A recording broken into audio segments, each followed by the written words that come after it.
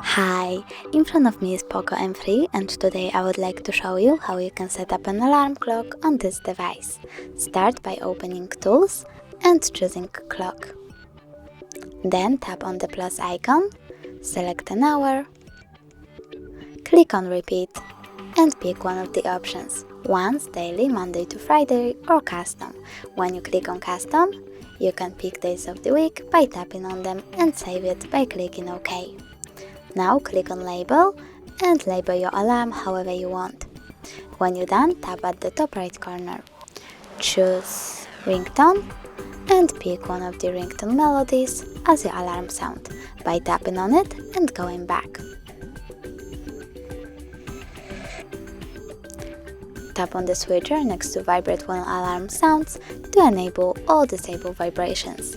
When you're done, tap at the top right corner to save your alarm. As you can see, my alarm was successfully added.